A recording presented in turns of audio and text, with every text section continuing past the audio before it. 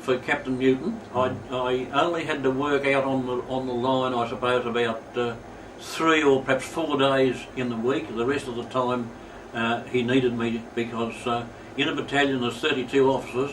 Now he had 5. Himself as commanding officer, his medical officer and his rations officer, left 2 officers to administer the whole battalion. By now we were broken up into groups of about 600 or 800, and we were called a Byoki. Then we were designated alphabetically, PQRST, and we were U. So we were U Byoki, and we called ourselves the U Byotis. Yes. But I only had to work about 3 days a week, maybe 4 times on the line. The rest of the time I was a runner. Now they brought down a barge of bamboo.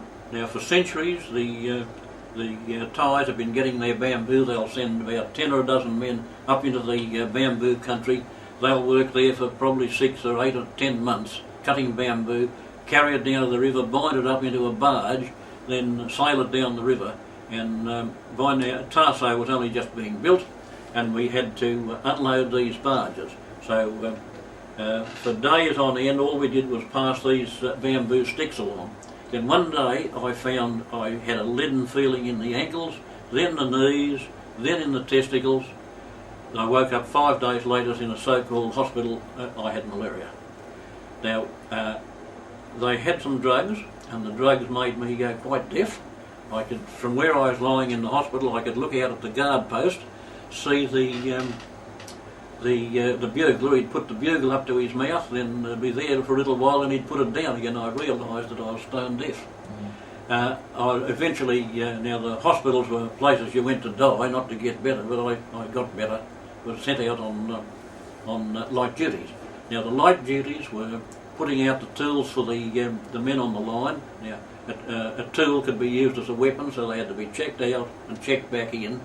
There were 5 groups of tools. I put the wrong tool on the wrong pile, and we used to jokingly say the Japanese could only count to 5 because they had 5 fingers, and they were terrible counters. When they called the roll, they'd end up counting on their fingers.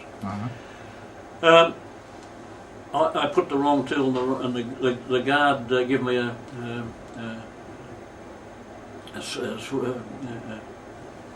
uppercut to the stomach, and down I went. The officer in charge of us went to my aid, but the guard got in ahead of him and marched me away. And I thought to myself, now he's going to give me an easier job. He's sorry for what he's done, but that was the wrong idea. He took me down to another hut, and in one end of it were their quarters. So he stood me up to Kioski, got back about 15 paces, pulled out his sword and advanced on me.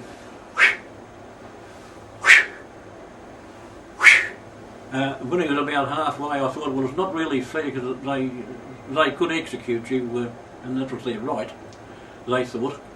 I thought it's not really fair being executed just because I put the wrong tool on the wrong pile. Couldn't hear the order at any rate.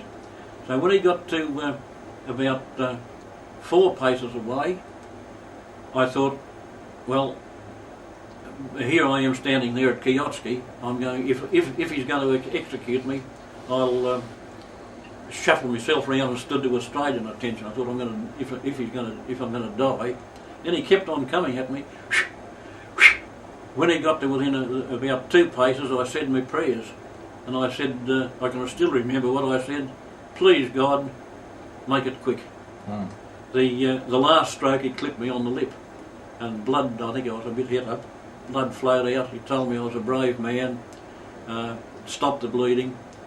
Threw a pair of his dirty pants at me to take down to the River Kwai, and a cake of soap, and I did that. Came back and I kept the soap, so I had the luxury of washing with a cake of soap for the next fortnight. But it was one of the most dramatic moments of my life. That, and I've since discovered that if you, in times of extreme stress, everything seems to go into slow motion. It seemed like an eternity. Yes. Anyway, got out of that. Got back. Then we moved off to North Tarso. There the task was getting gravel out of the river.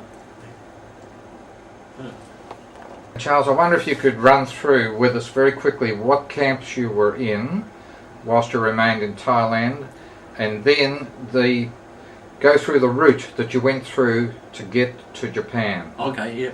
Well, from we were up to Tarso. From there we moved to North Tarso, where we got gravel out of the river for ballast for the line. From there we went to Tonkin. Now at Tonkin,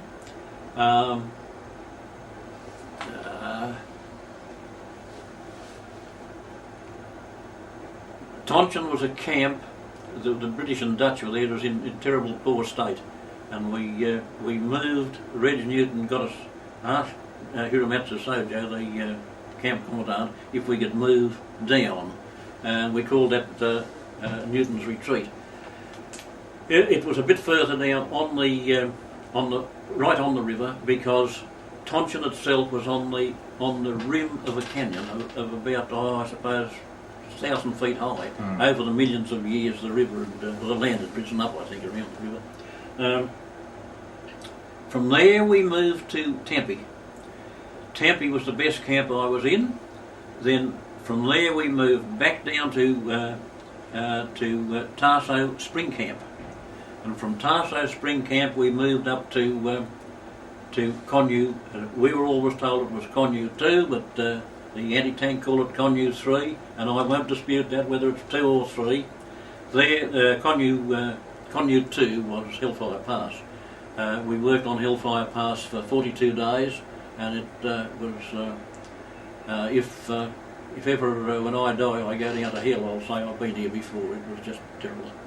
We're all glad to get rid of that. When it was finished, we were glad, because there's quite a few stories about Hellfire Pass, but which we haven't time to tell you. We moved up to Hintok, and we were there for about 3 weeks. Then we moved up to. Can I just ask you there? Was that Hintok Mountain Camp or Hintok River Camp? That was Hintok River Camp, and there was a waterfall there. Yes. Yeah. But was there any? Do you remember? Was there any Australian doctor down there? No, only Doc Hinder was.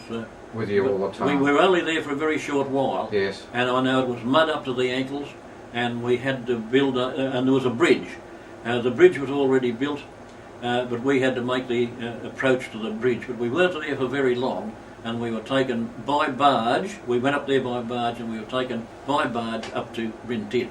Yes. Now Rintin was the highest we ever got up. It was, and there they had a bridge. The